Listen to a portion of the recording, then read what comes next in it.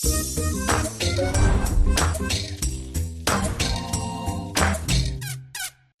hei, tere tulemast kuulama vaatama Draamalama podcasti 7. osa. Mina olen saatejuht Sille-Kadri Simer ehk Sillekas ja nagu te näete, siis ma ei ole oma tavapärases stuudios, vaid mind ja Draamalamat kutsuti külla. Ja olemegi siin külas siis poliitikul emal, endisel Tallinna abilinnapeal, Riigikogu liikmel ja mis veel olulisem, feministil Zuzu Izmailoval. Tere tulemast ja aitäh kutsumast. Aitäh. Kohe küsin alguseks, kas sa mäletad, kuidas meie tutvusime? No me umbes 10 minutit tagasi sinuga proovisime rääkida sellest ja ma küsisin sinu käest, et kuidas me sinuga tuttavaks saime, sest ma ei mäleta. Aga ma küsin seda sellepärast nüüd praegu uuesti, sest ma ei tahtnud enne vastust öelda, kuna mikrid ei salvestanud. Ehk siis meie tutvusime Aivar Mäe pärast. Aivar Mäe. Jaa, muidugi, me tutvusime sinuga selles saates. Selles saates, jah. See oli vist Eva S saade. See oli Eva S saade, mis oli üks sellise kogemus, mitte nagu midagi halba Eva S kohta, mulle väga Eva S meeldib, aga ma ise olin nagu, ma ei mõelnud üldse tol hetkel, et miks ma nagu lähen sinna või mis mu agenda on ja siis ma väga ei osanud midagi ka asjalikku rääkida ja ma põhimõtteliselt olin seal lihtsalt ja reageerisin olukorrale ja see vestlus läks väga tuliseks, ma ei tea, kui palju sellest mäletad, aga seal ikka läks päris korralikuks andmiseks. Ja mina olin väga roheline ja väga kogenematu just, mis puudutab kaameras olekut ja et niimoodi, et ma olin harjunud podcasti tegema, aga mitte, et ma lähen nüüd kuhugi telesse ja see oli selline kogemus, kus mul pärast nagu käed värisesid. Aga mul oli tore, ma sain suga selfie tehtud, mida ma ei suutnud leida üles mitte kusagilt. Ma otsin 3 tundi eile seda ja mõtlesin, et no see on kadunud, nii et mul on kahju, sest ma tean, me tegime pilti seal ees. Aga ma pean siis otsima ikka enda piltide hulgas. Otsi enda piltidest, et tegelikult see oli tore ja ma mäletan seda, et ma tundsin, et tead lõpuks ometi ma ei ole ainuke see naine, kes ütleb, et ahistamine pole okei. Sellised asju töökeskkonnas ei peaks juhtuma. Et ma muidu alati olen tundnud, usun, et sa samastud, et ma olen see üks naine, kes nagu julgeb mingitel asjadele sõna võttes, teised on kuule, no see ei ole nüüd nii oluline, no mis seal ikka on, ta ongi selline vanakooli inimene on, et ma usun, et see on asi, millega sa suudad nagu samastuda. Vägagi suudan samastuda. See oli siis, kui ma lõpetasin keskkooli ja läksin pärast keskkooli siis tööle ja see oli väga huvitav kogemus, et see oli selline nagu üsnagi prestiižne positsioon sellisele noorele inimesele nagu mina. Ja palk oli ka on ju hea.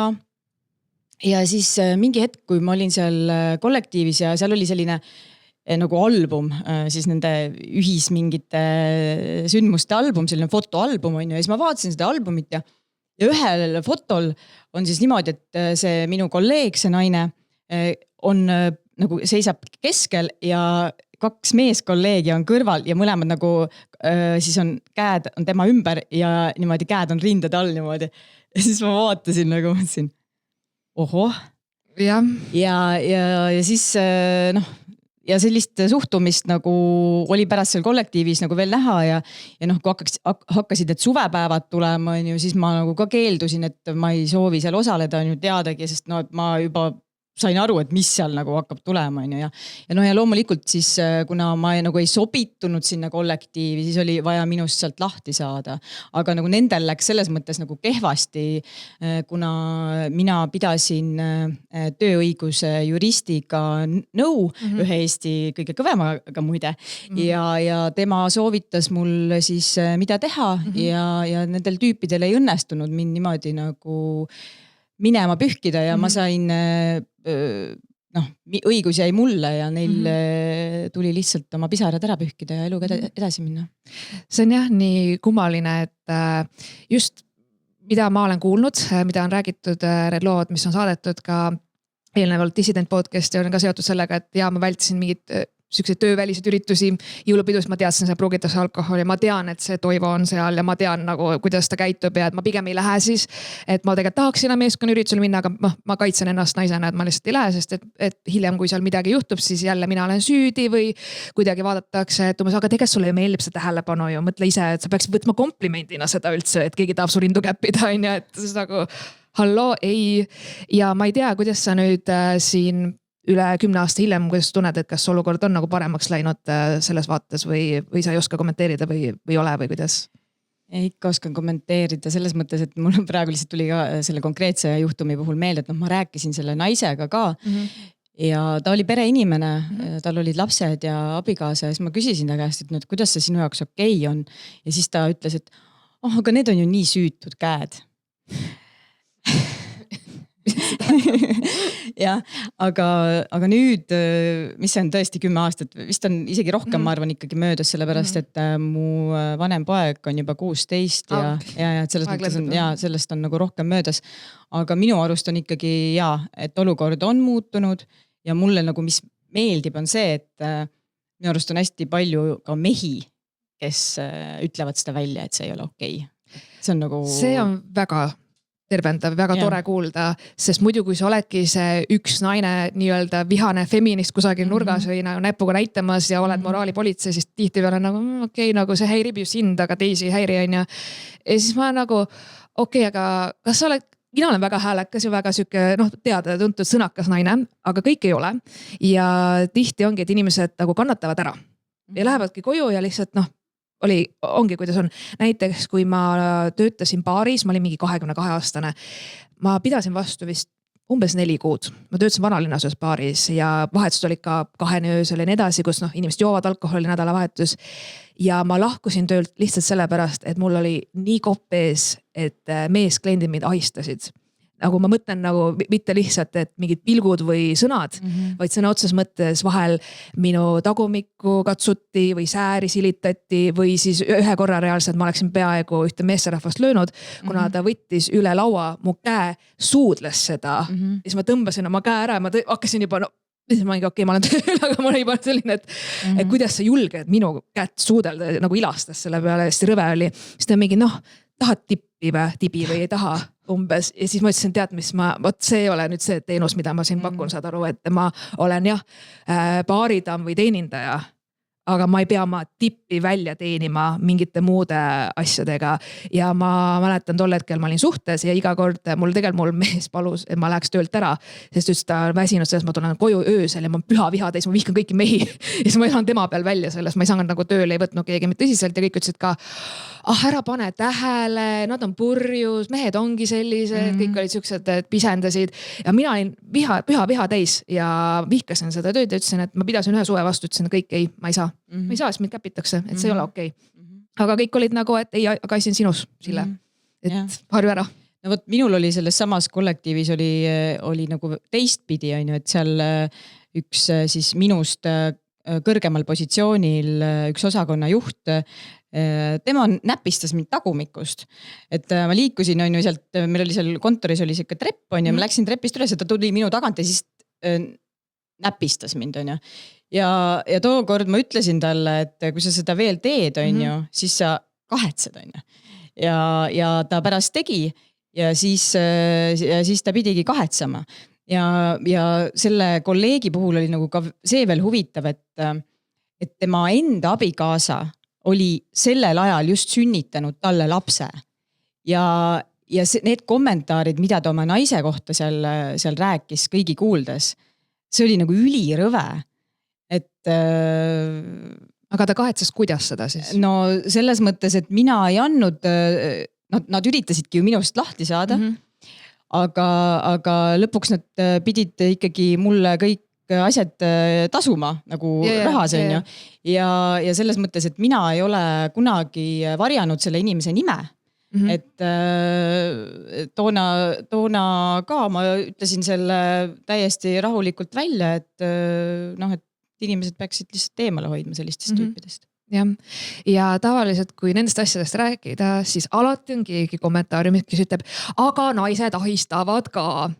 Ja siinkohal ütlen, et jah, seda juhtub küll muidugi statistiliselt harvemini aga ma võin kohe öelda ka, et mina olen ühe naise selle tõttu ka vallandanud, sest ma kunagi töötasin restoranis juhatajana, ma töötasin üldse toitusvaldkonnas väga pikalt, ma olin vahetusvanem, ma olin Soomes vahepeal ja tulin Eestist tagasi ja kui minuni jõudis info, et üks kolleeg ahistas teisi kolleege ja siinkohal oli siis naiskolleeg ahistas meeskolleege, mis minu jaoks täiesti, ma isegi tulnud selle peale, sest ma jällegi ei mõelnud, et naised ahistavad või ei eelda seda naistest, sest naistele mul alati kõrgemad standardid ka.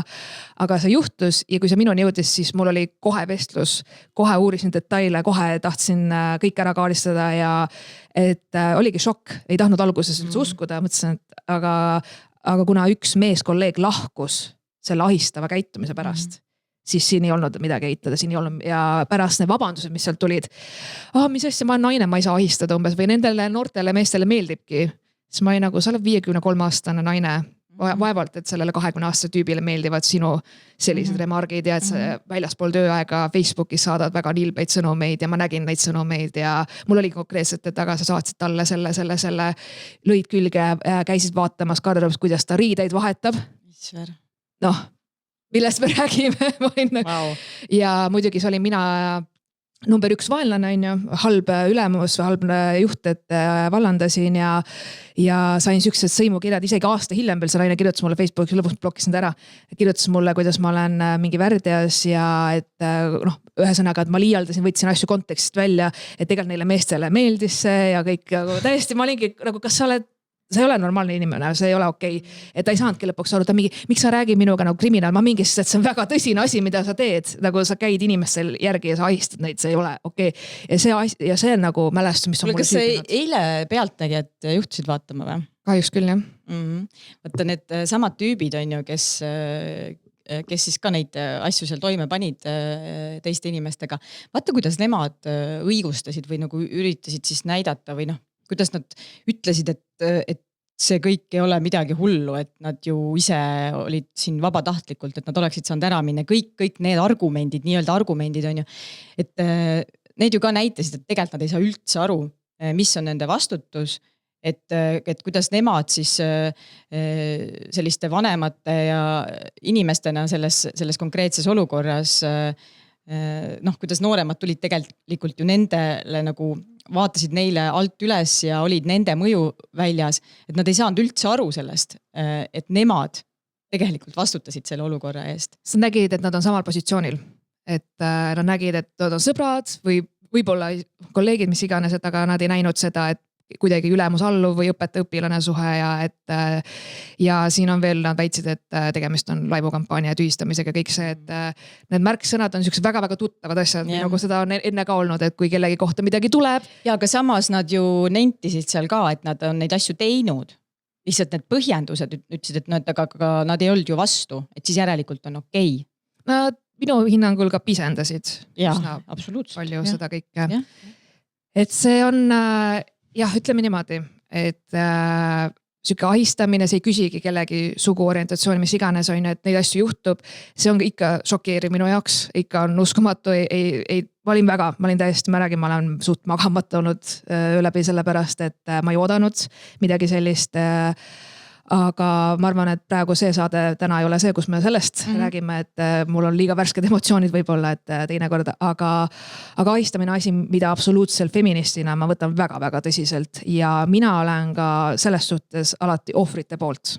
Et ma ei ole kunagi, et äkki tead, nemad nüüd valetavad või äkki see on see 1%, kes nagu ajab häma.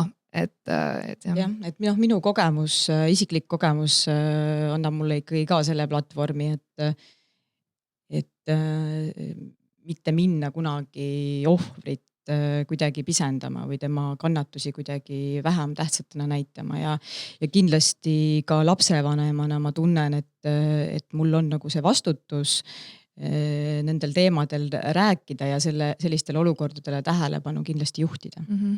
Sest kui sellised skandaalid tulevad, siis tegelikult see on ju hea, et sellist asju ei varjata, et need tulevad välja avalikuks. Sest et muidu eriti kui on tegemist, ma ei tea, töökeskkonnaga, kooliga, huviringiga, mis iganes, kujuta ette, et see ei tule kunagi välja ja siis asi kestab aastaid. Jah, et tihti ma olen nagu kuulnud ka seda, et nagu miks vaikitakse on see, et ei teata, kuhu pöörduda või ei teata, kes on see usaldusisik, näiteks selles mingis konkreetses kollektiivis, koolis, ülikoolis. Et aga ma saan aru, et ikkagi asutused tegelevad ka sellega rohkem ja kas on isegi kujundatakse välja mingi konkreetne siis tegevus tegevuste nagu kord, et siis inimesed ja uued töötajad teavad, kuidas käituda mingite ilmingute puhul.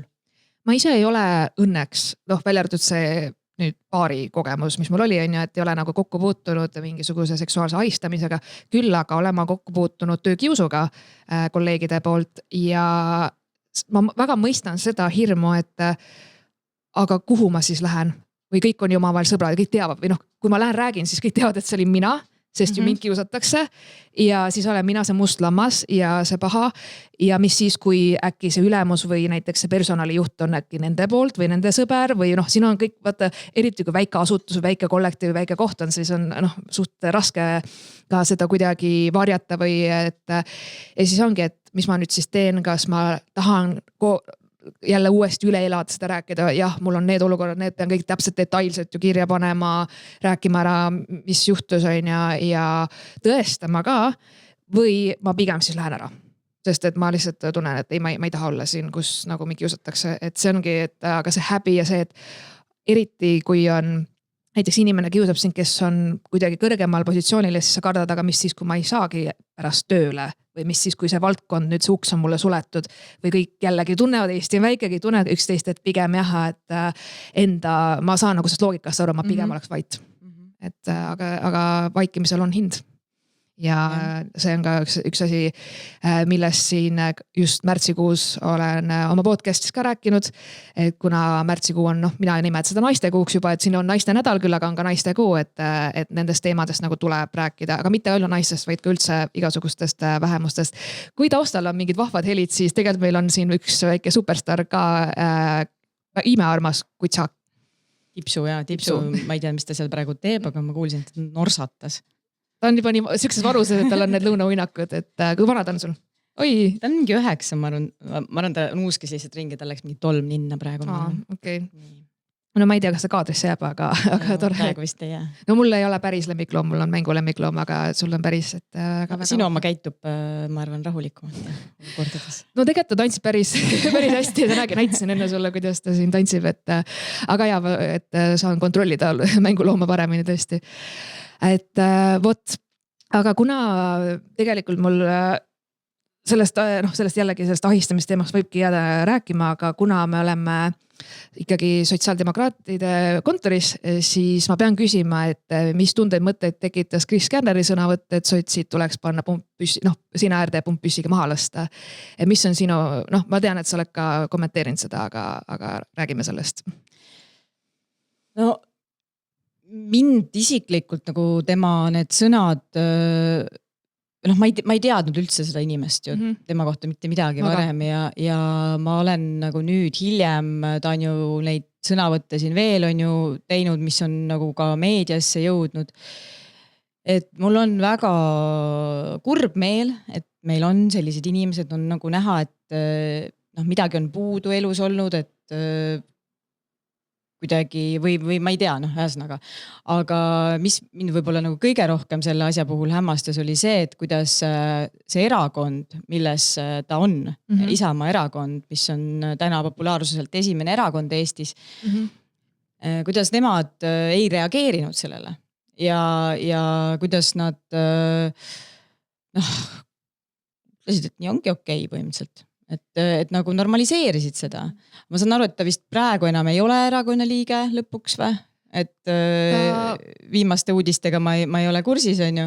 Aga et sellisele asjale nagu platvormi anda ükskõik millise poliitilise liikumise poolt ainuüksi, see on juba nagu üli nõme ja ma pigem suunan oma kriitika Urmas Reinsalu poole ja Isamaa erakonnale, et nad ei tegutsenud vastavalt kohe. Jah, too little too late võib olla siinkohal, et minu küsimus on see, mida see ütleb meie ühiskonna kohta, kui selline inimene üldse saab poliitikuks ja valitakse ju tegelikult hääled on ju legitiimsed, et rahvas on ju öelnud, et mis sa nagu arvad selle kohta, et see on kurb reaalsus, jah. Ja tegelikult ma olen mures selle pärast, mis saab järgmistel Riigikogu valimistel. Et kuna seda ilmajäetuse tunnet on ühiskonnas nii palju on selle tõttu sellist radikaliseerumist ka noorte meeste hulgas. ja seda sellist naiste vihkamist on ju, et ma arvan, et sellised jõud teevad päris hea tulemuse.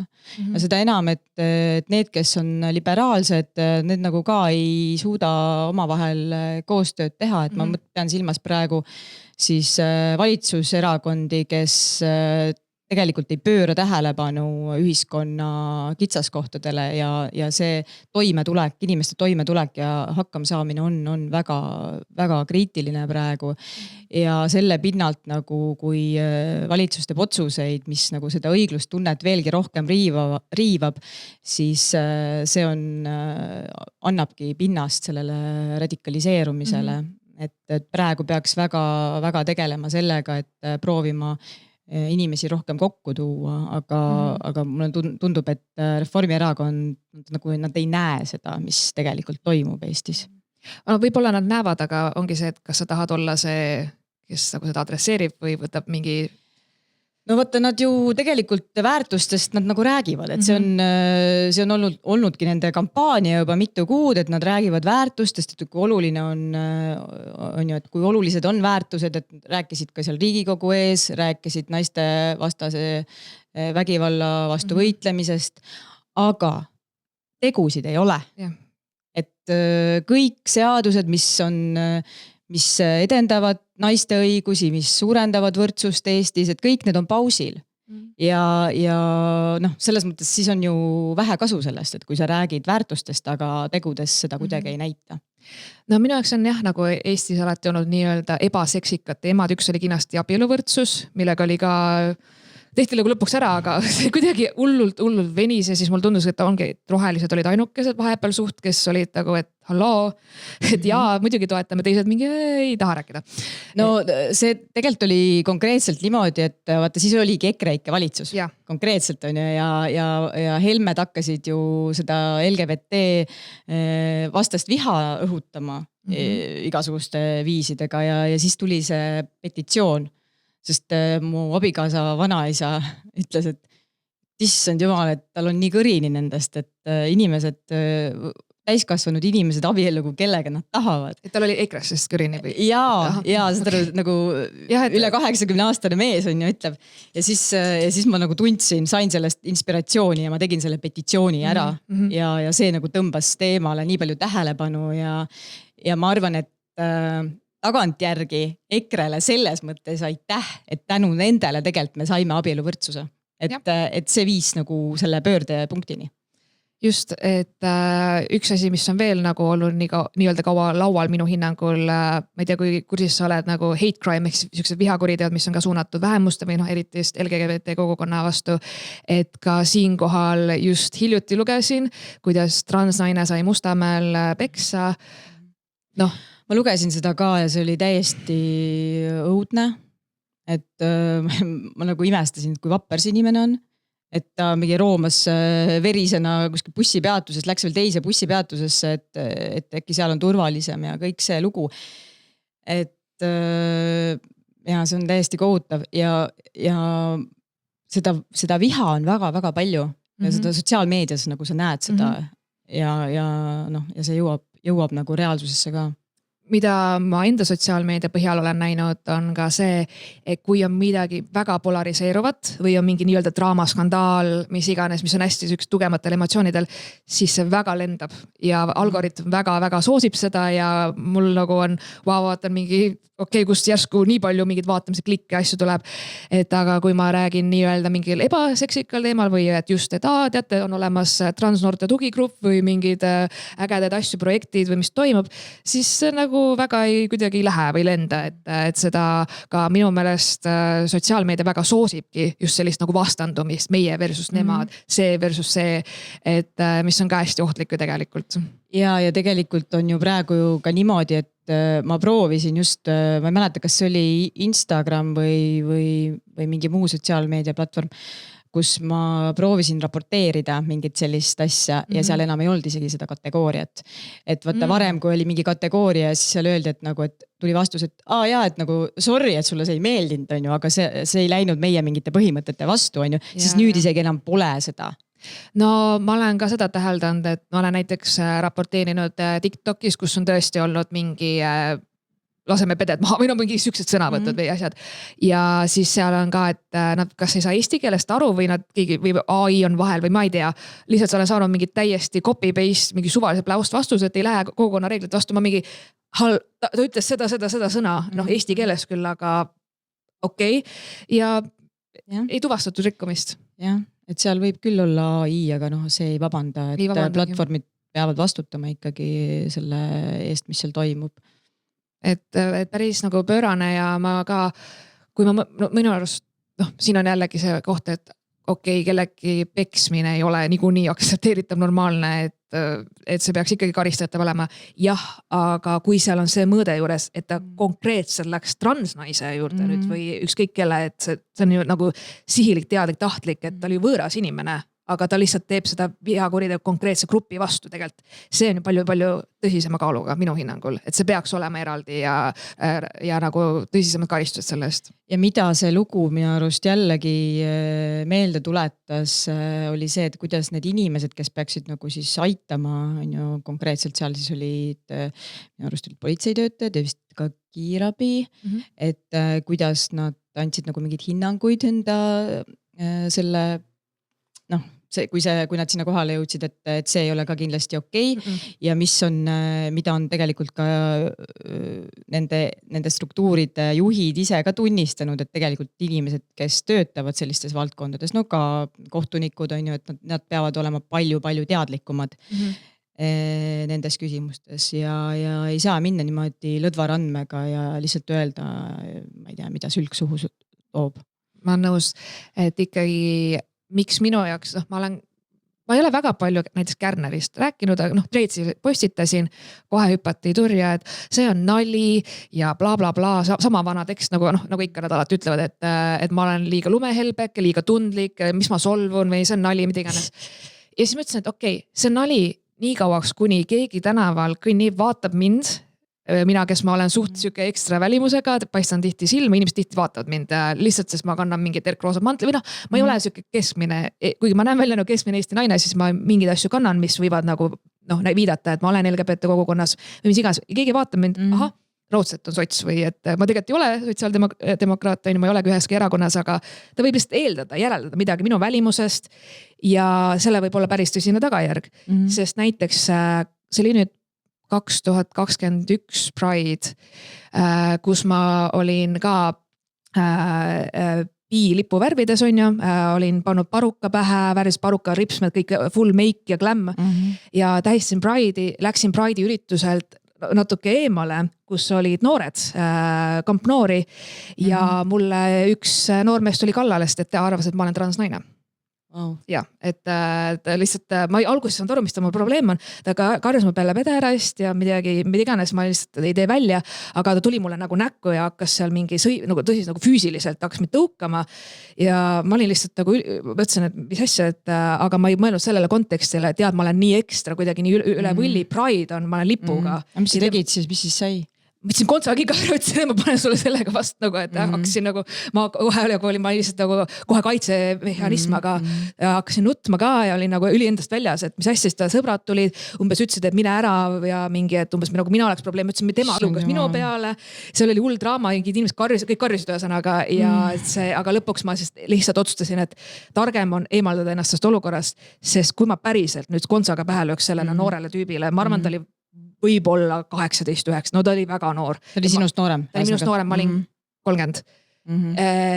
Ma olen esiteks väga purjus, on ja ma ei tea, mis jällegi, ma mõtlesin oma peas, aga mis siis, kui tulebki patrull kohale ja näiteks tema küll lükkas mind, aga mina olen talle päriselt midagi, ma ei tea, vastu lükanud, ta on pea puruks kukkunud ja ma kannan mingit Pride'i, mingit lippu või mingid värve. Äkki on seal kusagilt tuleb mingi eelarvamus, vaadatakse, mingi hull. Ja sa jõudsid seda kõik sellel hetkel mõelda? Mul oli, sest see on see paanika, nagu mul kõik häirekellad ja see nagu sõnelus käis ikka, ta ei olnud väga pikalt seal, on ju, et see oligi nagu, et üksteise tõukamine, sõimamine, aga mul juba taustal, mul see ATH aju hakkas kohe kriisi lahendama peas ja hakkasin mõtlema kõikide stsenaariumi peale, siis mõtlesin, et ma olen purjus, mul on targem astuda siit olukorrast ära ja ma lihtsalt jooksin, sõna otsa mõttes jooksin minema, et mõtlesin, et okei, tead, mis täna ei ole see päev, et võib-olla täna ma ei peaks enda eest, aga mu esimene instinkt oli ka kohe nagu lükata vastu ja kohe nagu seista enda eest. Ja siis ma läksin nagu Pride'i üritusele tagasi ja muidugi nutsin ja teised tulid lohutama, kõik ütlesid, issand kui õudne ja nii, et aga nad ütlesid ka, et tead, mis see seltskond võib-olla oligi meelega selle Pride'i ürituse läheduses. Sellepärast. Otsisidki mingit konflikte. Ja võib-olla otsisidki, et võib-olla see tüüp tahtiski välja elada mingi frustratsiooni, mis iganes ta teadis, et siin toimub, on ju, tollel oli Sveta. See oli igal pool lipud ja asjad ja see oli nagu suur üritus. Ja nad olid väga lähedal ka seal, nagu kambakesi uues lihtsalt chillisid. Ja et see võis ka olla nagu tahtlik, ma ei saa seda, me kõik eeldame, on ju. Võib-olla oli mitte tahtlik, aga on ka olnud selliseid konkreetseid rünnakuid ju väga, kohutav juhtum oli ju. Ja selles mõttes on ikka õudne mõelda selle peale, et inimene peab kartma tänaval liikuda oma välimuse pärast. Kuigi Tallinn on nii turvaline muidu. Nii õudne. Jah, ja oli ju ühel Pride'il ka, kus rünnati seda pastorit, Soome seda pastorit. Oligi vist viimati, kui see... Jah, siis kui Tallinnas Pride oli. Ja sellega, mis sellest sai? Väga ju midagi. Ma ei mäleta, mis selle tüübiga. See tüüp saadi kätte vist küll. Ta saadi kätte, jah. Et aga jällegi siin, et see oli, mina ei olnud selle lahendusega nagu päri, ütleme siis nii. Et kurb ja neid asju juhtub. Ja sellepärast ma alati ütlen ka, et vähemuste õigused ja kõik see on sama oluline kui naiste õigused, transnaised on ka naised ja et ma ei saa seista naiste õiguste eest, kui ma ei seisa transnaiste õiguste eest, et need on minu jaoks nagu samad asjad. Et väga-väga kurb on näha seda radikaliseerumist ja seda, kuhu poole mitte ainult nagu Eesti ühiskond liigub, vaid üle maailma mulle vähemalt tundub. Ma ei tea, kas sa nõustud? Absoluutselt nõustun, jah. Et mul endal on siin üks näide paar aastat tagasi, kui ma elasin teises kohas veel, seal oli üks naaber, kes, ma ei mäleta, mille pinnalt see mingi vaidlus hakkas pihta, ma ei tea, kas mu koer oli seal midagi tegi või mis, ta vist loopis mingid konisid kuskile ja ma palusin tal nagu see lõpetada, sest meil lapsed mängisid seal hoovis ja siis ta hakkas nagu nokkima mu kallal sellepärast, et ma toetan abieluvõrdsust ja see seotud on? Ja siis tal oli enda laps oli ka seal kõrval ja siis ta rääkis, et et näed, et oma lapsele rääkis, et vene keeles, et näed, et vaat, kui sul klassis on mõni pede, et sa anna talle peksa. Wow. No kusagilt see tuleb selles mõttes ega... selles mõttes, et tüüp nagu õpetab juba oma last, et kuidas ta peab käituma. Ja kus laps teab, et võib-olla ei ole see okei asi, et... No ma eeldan, et sina annad oma lastele selles mõttes kui normaalseid väärtusi edasi ja ütled, et ei kedagi ei tohiks nagu lüüa mingil põhjusel. Et kui vanad su lapsed on? Ma tean, et üks oli 16. Üks on mul 16, keskmine on 12 ja noorim on 6. Okei, sa olid ikka süke hea klassikaline Eesti pere, et 3 last ja Iive, nagu jah, selles mõttes keegi sa sul ette heita, sa oled ikka... Ei tea, see eestlase taastootmiseks on vaja vist rohkem juba sünnitada, aga jah. No ja vaata, mina ei sünnita, seega sul oleks vaja nüüd juba 5 last, et seega vist nii on nagu, see Iive on ka minu jaoks asi, mis vist, millal me lõpetame sellest nagu rääkis, ma olen kuulnud terve elu vist Eesti Iipest, mul on süke tunne nagu, et see on olnud ausalt kogu aeg. Ja kuhu see on ju meid on toonud, mitte kuhugi. Mitte kuhugi, mingi raport tehakse ja siis jälle vingutakse asjad üle ja siis elame kõik edasi. Ja ma just täna kusjuures ka tõstatasin selle teema sellest vaatepunktist, et meil on Eestis 12 000 absoluutses vaesuses elavat last ja üle 15 000 lapse, kellele nende vanem ei maksa elatist. Ja need on siis sellised case'id just nende elatisvõlglastega, kus tegelikult kohus on otsustanud ja selle välja mõistnud selle elatise maksmise, aga tüübid ikka ei maksa ja riik ei jälgi seda ja ei tegele selle võla sisse nõudmisega. Aga miks? Sellepärast see on liiga keeruline. Ja mis veel nagu selle asja nõmedaks teeb, on see, et vahepeal isegi tehti seadust nagu selles mõttes nagu lõdvendati siis nende laste kahjuks, vähendati seda elatise summat umbes selle ettekäändega, et äkki nad siis maksavad. aga ei, nad ei maksa ja need võlad on kümnetes miljonites. Ja selles mõttes, miks ma nagu selle teema tõstatasin täna oli see, et mis puudutab siis Lähis-Ida seda kriisi praegu on ju ja eestlasi, kes on seal kandis, et kuidas nagu neid koju tuua. Ja minu arust on väga hea, et valitsus nii kiiresti praegu reageeris ja ma lihtsalt, minu palve valitsusel ongi see, et mõelge siis nüüd palun nendele lastele ka, kes on need 12 000 on ju pluss 15 pluss 1000 last, kes elavad puuduses, et kuidas neid ka aidata. Ja ma sain nagu väga palju heiti selle peale, et miks ma vastandan ja siis ma nagu püüdsin selgitada, et ma ei vastanda. Vaadake, ma nagu lihtsalt olen väga tänulik, et te toote Eesti inimesed koju ja palun, et te tegeleksite ka selle lastevaesuse probleemiga. No sinu puhul on niimoodi, kui ma ütlen, et ma teen sinuga saadet, siis ma saan 2 tüüpi reaktsiooni. Ma olen, äge, ootan teiega. Teised on, päriselt, miks? et sa tekitad vastakaid tundeid. Ma arvan, et sa oled piisavalt eneseteadlik, et sa tead, miks sa tekitad neid vastakaid tundeid, sest sul on olnud ka selliseid sõnavõtte, kus mina olen olnud, et võib-olla järgmine kord, kui sa jood veini, siis ära mine Twitterisse või et nagu, et ma ei tea. Minu jaoks ka, ma ei ole päris 100% alati olnud nõus kõikide asjadega, mida sa oled öelnud. Sa kindlasti juba eeldad. No ma arvan, et sa räägid sellest tiblavärgist. Ja, aga ma lihtsalt tahan sulle seda öelda, et ma ei olnud mitte midagi joonud sellel hetkel. Sorry, see oli minu täiesti siiras emotsioon emana, kelle lapse pihta on sülitatud just äsja. Ja ma selles mõttes ma jään oma nende sõnade juurde ja ma ei häbene mitte midagi. Aga sa vabandasid? Ma vabandasin selle pärast, et võis jääda mulje, et ma vihkan kõiki venelasi, mis ei ole tõsi. Okay. No sellest jäi küll selline mulje ja nagu siinkohal on ka see, et kui sa oleksid lihtsalt mingi influencer, mingi arvamusliider, sa arvad sellist asja, ma nagu ei pööraks tähelepanu, aga kuna sa oled ikkagi feminist ja poliitik, siis ma nagu jällegi see standard on veits nagu kõrgem ja mingid nagu sõna tibla, ma nagu tõesti, ma olin nagu wow, et ma ei oodanud seda ja ma olin väga nagu üllatunud või ja pettunud ausalt öeldes. No jah, võtta see, ma saan aru, et selle sõna tähendus on minule üks ja nendele, kes pahandasid selle pärast, et nendele on see kontekst teine. Et jah, ma saan nagu sellest täiesti aru ja aktsepteerin seda. Okay. Et minu jaoks on nagu ka, et kui keegi ütleb, et oletame, et sina näiteks poliitikuna ei kõneta, ei vaibi, see on nagu fine, aga kui keegi ütleb, et mulle nagu suusut ei toeta selle pärast, et ta on naine poliitikas ja naised ei peaks olema poliitikas, ma nagu ei, see on nagu, nüüd see on nagu, et ei, nii need asjad ei käi, et sul on, see on fine. Ka feministina sa ei pea toetama kõiki naisi. Jumala eest, see ei ole nagu teema isegi. Aga mingis mõttes kahjuks ma ikkagi näen ka seda, et kui sa oled naine, kellel on mingisugune kas platvorm, sa oled mõjuisik, sa oled poliitik, kes iganes, siis kahjuks sul on natukene rangemad reeglid, natuke kõrgemad standardid. No jah, aga mind see nagu ei, kuidas nüüd viisakalt öelda. No. Aga ära ütle viisakalt, ütle otse. Mind see nagu ei koti, sellepärast, et ma olen naine, et ma pean sellepärast olema kuidagi teistmoodi. Et ma arvan, et see ongi nagu ka osa feminismist, et me ei lase endale nagu öelda teiste poolt, millised reeglid on või et meie peame mingi asja saamiseks tegema rohkem kui mingid teised, mingid mehed.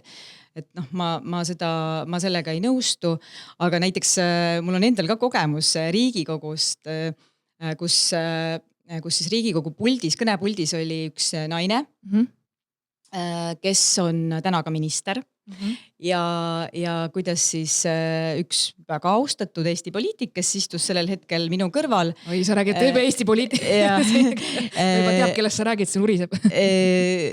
Rääkis siis, kommenteeris selle naise kõnet ja ta kommenteeris seda selliselt, et millest tuli nagu aru saada, et ta panebki talle pahaks seda, et tegu on tegelikult naisega.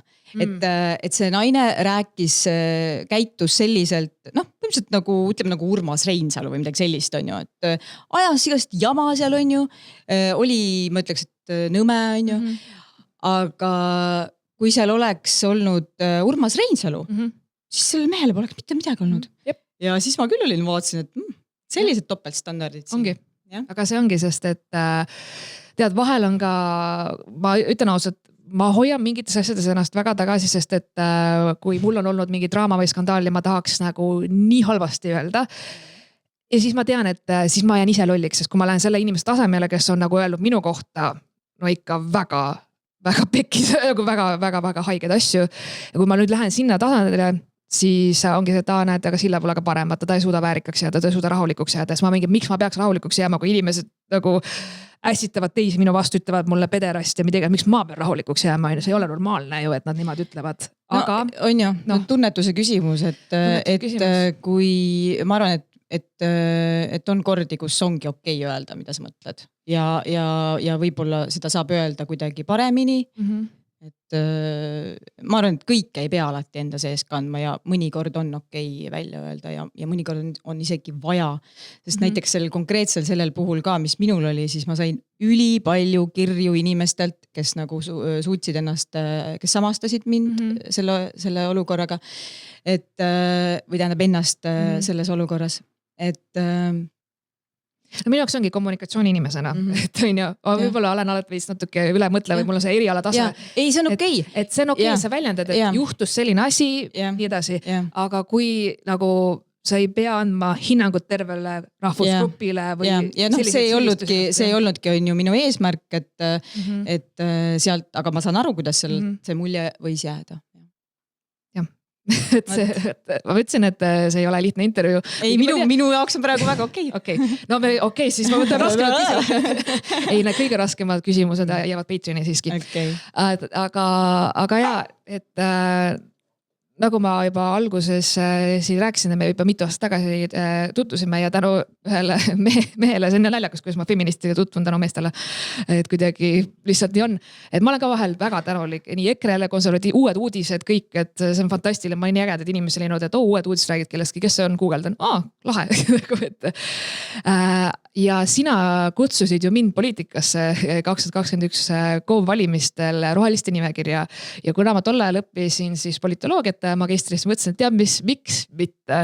Siis ma sain siukse kogemuse, kus ma sain aru, et mitte sinu pärast, aga poliitika ei ole mulle väga meeldib olla ekspert, spetsialist või valdkonnajuht, aga tead 2 asja, mida ma ei taha teha. Ma ei taha inimesi juhtida ja ma ei taha poliitik olla, et see lihtsalt ei sobi mulle. Aga ma olen tänulik sulle selle kogemuse eest.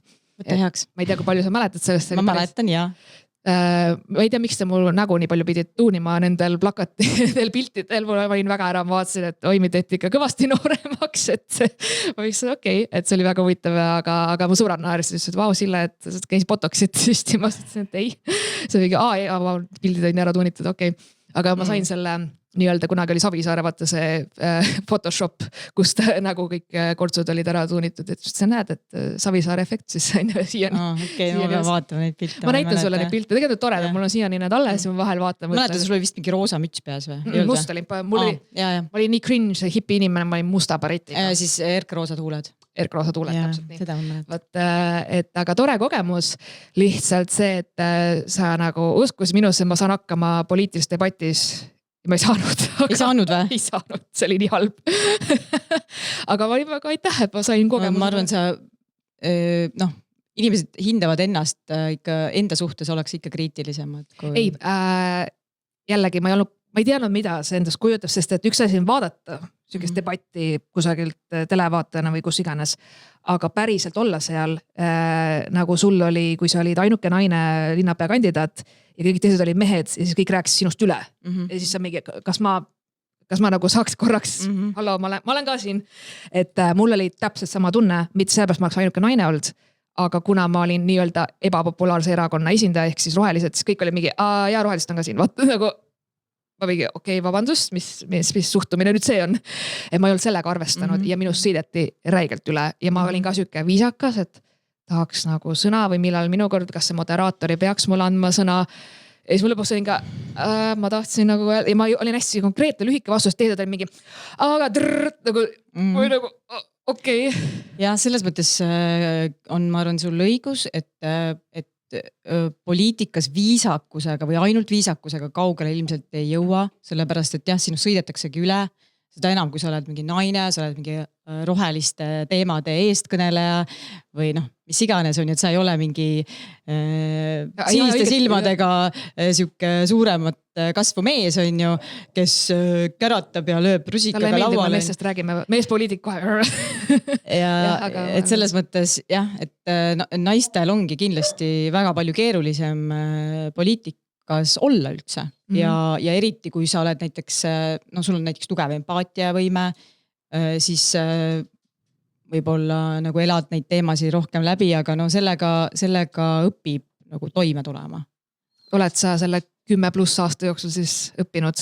Tunned sa, et kuidagi, kui sa läksid, mis olid siis 30-aastane?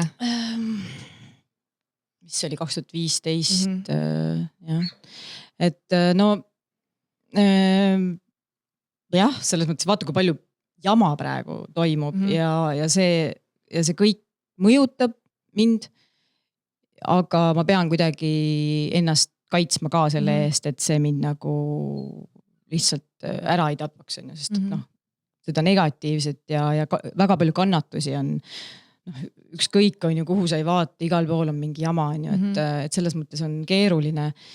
Ja siis poliitikuna on nagu see ka, et sa tunned, et sa tahad tegelikult nagu kuidagi aidata või kuidagi nagu toeks olla, aga sa ei saa lihtsalt nagu ennast laiali rebida, on ju.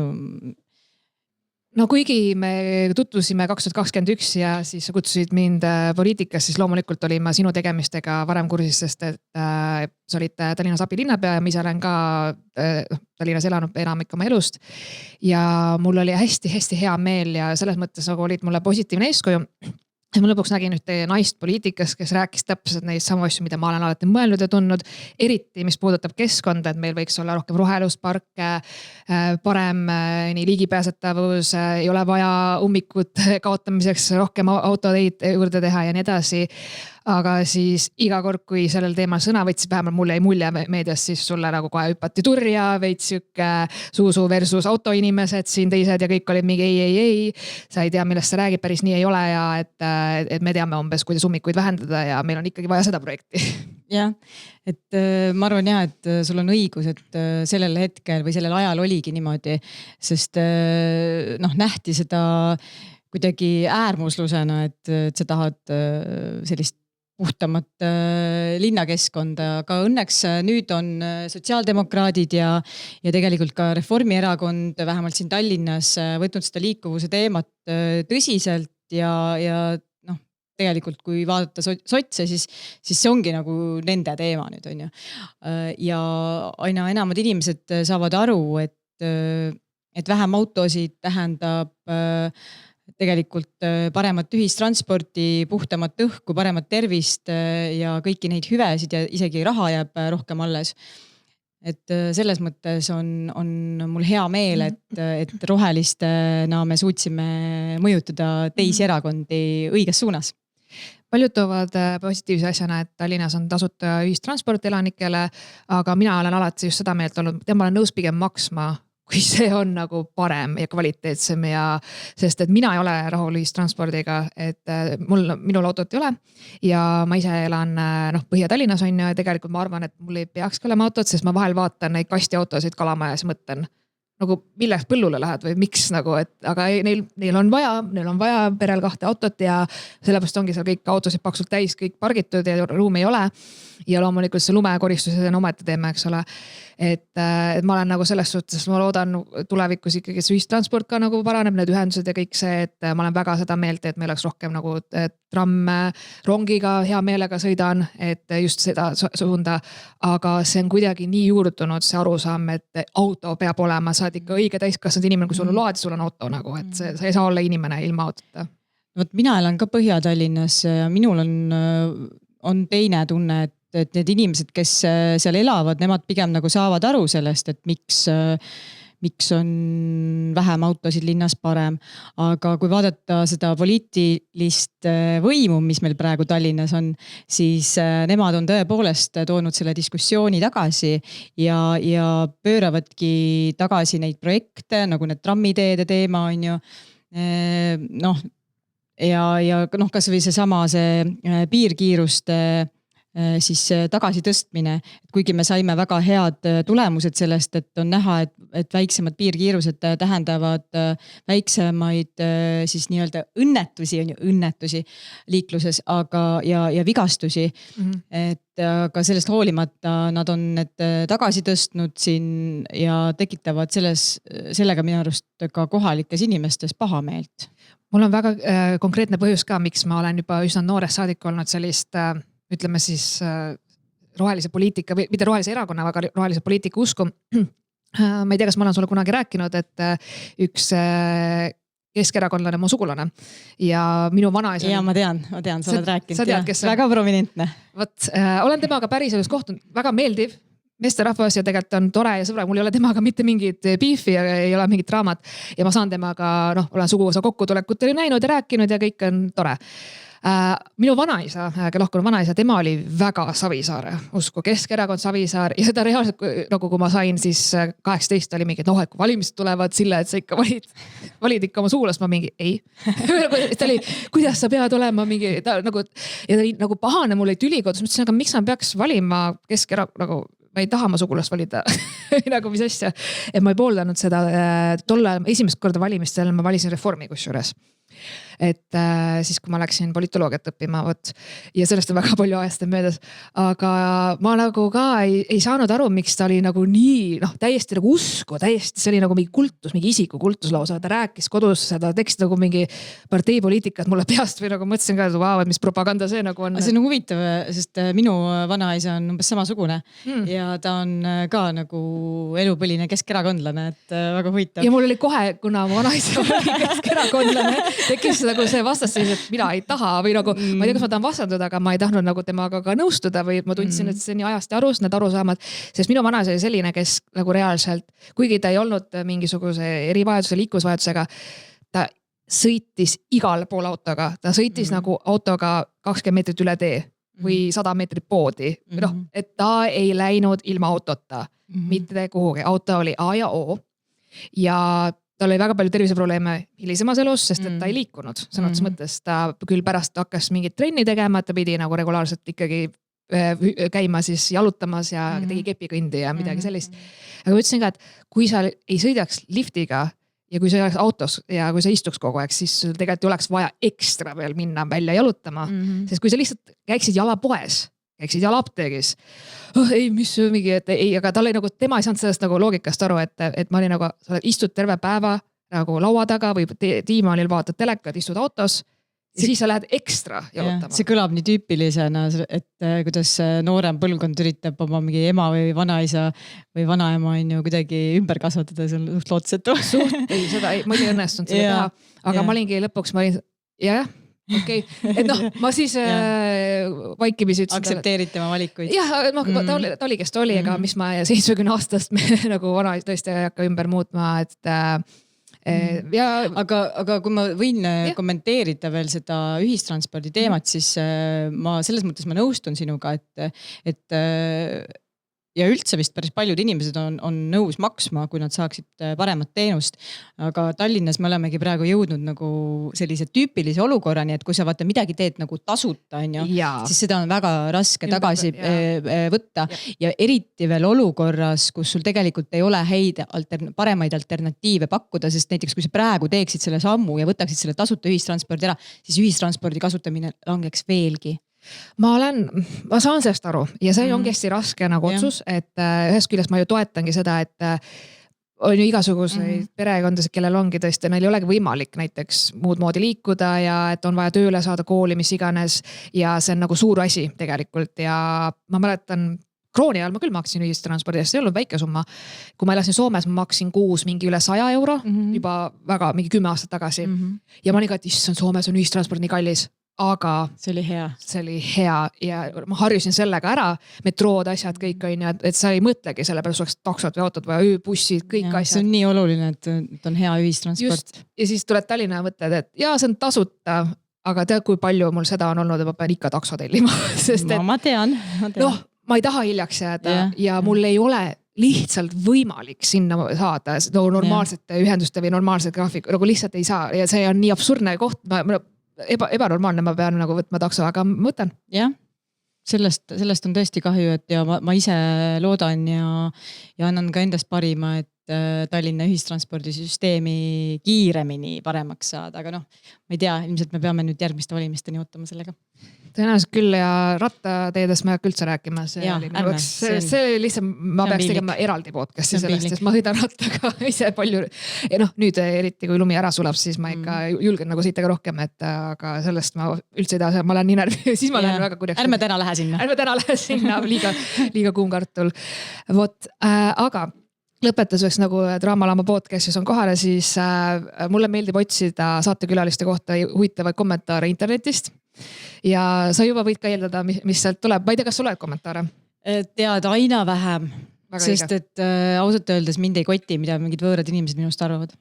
See ongi õige. Ma täiesti 100% nõustun, ma kunagi ei lugenud üldse, kui ma podcasti alustasin, Dissident podcasti, siis ma ei lugenud, sest ma teadsin, et seal midagi positiivselt tõenäoliselt ei tule, kui on Delfis kommentaar sinu kohta. Aga kuna ma teen stand-upi ja nüüd uut podcasti, siis see on just rohkem olnud see content ja ma vahel leian sealt mingeid pärleid. Ei, seal on, jaa. Seal vahel on ja siis ma mõtlen, et ma ei tea ju, kes see suvaline inimene on seal, see võib olla täiesti, võib-olla keegi, kes meid teab, täiesti võib olla võõras inimene. Seega ma leidsin eelmine aasta sinu artikli, kus siis sa rääkisid nooruse eliksiirist, et kindlasti on oma roll geenidel. See ei olnud minu artikkel, see oli intervjuu. Jah, sorry. Juba vale info aga jah, leidsin siis selle intervjuu, et sa olid 40 saanud ja siis rääkisid. Jep. Ja seal kommentaarides üks kirjutas, et vanasti öeldi mõnede kohta eest muuseum, tagant ülikool. Ja sa mõtlesid, et see nali on reaalselt varem kui mina. Oled kuulnud seda? Ma arvan, ma olen kuulnud väga vähe, aga noh, see on... Et ta on eest nagu muuseum tagant nagu ülikool, et see on asi, mida ma mäletan põhikoolist reaalselt mingi sükest nalja. Et see on nagu nii vana nali. Sa saad naljast aru või? No, mis see on siis? Et tegelikult see nali on tal valesti kirjutades. Jah, ma mõttes mõtlengi. Et see oli minust kõlas kuidagi teistmoodi. Aga igatahes see nali on põhimõtteliselt see, et kui sa näed kedagi, et on tagant nagu ülikool, ehk siis tagant vaatad, et noor naine ja siis ta keerab näo ja siis on eest nagu muuseum, et see on nagu see nali, aga see on nii vana, et mõtlesin, vau, see on retro, see on nagu nostalgia nali ja tol ajal see ei olnud ka naljakas, aga noh, Justas kirjutas seda, nii et tal oli vaja. Siis järgmine kommentaar on huumor vist, eks see Photoshop on ikka vägev, reaalse elu nägemus ainult kinnitab seda. Ju on jälle valimised tulemas, sest kui poliitilist sisu ja mõistust ei ole, tuleb pildil olla kõige muuga.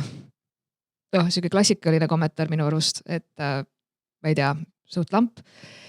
Ja siis viimane oli, seal oli, nagu mõned oli täiesti, makes no sense, kirjutas Kürsa. Kindlasti on geenidel oma roll. Ka Hispaania teod elavad Eestis kui kuningakassid ja see on geenidest. Ei võta neid ei ussi ega püssirohi. Sind võrreldi Hispaania tigudega. See on kompliment minu arust, ma ei tea. Keskkonnainimene, Hispaania teod. Mul praegu ei tule meelde, mis selle konto nimi on. Instagramis on üks väga lahe konto, üks naine teeb seda. Ja ta võtabki siis erinevate selliste, ka mingid kommentaare ja siis vaatab, kes neid kommentaare teevad. Et need on tavaliselt siis naiste, mingite kuulsate naiste pihta suunatud kommentaarid. Viimati oligi vist Kelly Osbourne seal ja veel on ju mingid naised. Ja siis ta vaatab, et kes need kommentaare teevad. Need on nagu mingid reaalselt mingid pässid, mingid kortsustüübid, nagu, kellel endal pole mitte midagi ette näidata. Ja kes on nemad üldse? Et nagu kedagi üldse kritiseerida nagu tõesti. Tõesti. Delfi või siin on Õhtulehe siis kommentaaride võluvalu on see, et ega me ei tea, see on mingi suvaline nimi, et seal ei olevat seda pilti, aga sotsiaalmeedias ka vahel mind isegi ju taggitakse, just eile taggiti ühe stories, kus mind sõimati retakaks ja pederastiks. Ja siis vaatasin ka seda naist ja vaatasin, et tal on 15 jälgijat. Jaga siis oma 15 jälgijale, et ma olen pederast. Palun väga. Et mõtlesin, et kui ma nüüd reshare'in seda, siis ma jagan oma 2000 inimesele seda, et ma ei tea. Aga see oli ka, et ta võttis nagu vaevaks, et filmida, nagu mingi muusika panna taha sinna. Mõtlesin, et vau, milline produktsioon. Tagis õiget konto, Sille Kadri, Draamalama podcast, leiate Instagramis, Laama sidekriips podcast, Sille Kadri igal pool. Milline elu. Milline elu, et ma olen nagu Vau, ja siis ma nagu ei saanudki sellele story post nagu otseselt väga pointile pihta või see oligi mingi pointi. Sest et ta oli nagu, ta võttis vaata Vikervaadet teada on ju. Siis Vikervaate siis zoomis seal erinevaid artikleid, siis ma olin ka, et kas see on mingi vihje, ma peaks minema kuhugi praktikale, ma ei tea, mis suvali asju seal nagu zoomis ja ma olin nagu jah, lahe, aitäh või ma ei tea, või ei osagi midagi vastata, see oli nii jabur. Et nüüd ma ka ei võta nagu üldse tõsiselt seda, et ma arvan, nii ongi kõige elutervem. Muidu sa ei saaks ju teha seda, mida sa teed. Absoluutselt. Et vot, aga lõpetuseks äkki mõni hea nõuanne või mõte siia sinu poolt veel? No vot seda sa mind ei hoiatanud, et ma pean tegema. Aga no kui on halb mõte, siis me lõikame välja, ei ole hullu. Soovitus või nõuanne. Kes sind kuulavad? Mind kuulavad enamasti naised vanuses, ütlemegi 25 kuni 35 vanuse. Jah, nii, et... No ma ei tea, ma siis soovitan head vastupidamist naistele. Ja ütleme nii, et meid naisi on vaja rohkem otsuste juurde ja iga naine loeb selles mõttes päris tõsiselt. Et kui sa vaatad kas või meie Riigikogu koosseisu või vaatad, kes juhivad suuri ettevõtteid või mingeid muid olulisi Eesti elu mõjutavaid institutsioone, siis naisi on väga üksikutes. Jah, see oli nüüd väga poliitiku vastus sinu poolt, aga ma saan su mõttest aru, et sa kutsud sisuliselt üles naisi rohkem poliitikas osalema? Ei, mitte ainult, vaid ka väljendama oma arvamust ja olemagi aktiivsemad. Selles mõttes ma tean, et see on jällegi see, et nagu vastutuse või et sa nagu ütled, et neile, et kes on niigi palju teinud, et tehke veel, on ju. Aga mingis mõttes see võib-olla on jah niimoodi, et sest maailm on suht pekkis praegu ja võib-olla oleks isegi kasu mingist naiste erakonnast, aga reaalselt, et jah, midagi pole parata, naisi on vaja otsuste juurde. Naisi on vaja igale poole, sellega ma olen nõus. Kus saab sinu tegemistega kursis olla, kui inimesed tahavad näha sinu sõnavõtte, mõtteid? No ma olen viimasel ajal päris palju pannud ka neid Instagrami ja ma arvan, see ongi peamine koht. Facebook ka, Twitteris võtan ka sõna aeg-ajalt, aga nagu viimasel ajal vähem ja see TikTok nagu sellega ma ei ole suutnud ennast ikkagi nagu kursis hoida, et see on liiga hull keskkond minu jaoks, et seal võib ka jälgida, aga see on nagu siuke. Ja ma olen TikTokis Sille-Kadri Dramal oma podcast, me teeme video, mis läheb TikToki, nii sa pead jälgima siis, et... ja ma olen igal pool põhimõtteliselt Zuzu Izmailova. Sul on ka see hea haruldane nimi, et lihtne leida sind igalt poolt. Jep.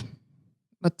Kuule, aga aitäh sulle selle vestluses, mul oli väga-väga põnev vahetada mõtteid ja ega midagi, ma kiusan siin Patreonis edasi selles mõttes, et me jätkame teistel teemadel Patreonis, aga praegu siis aitäh kõigile, kes kuulavad, toetavad, jagavad, like'ivad, share'ivad, kõik teevad seda, sest tõesti ma ei ole self-made, ainult tänu toetajatele saan ma seda podcasti teha.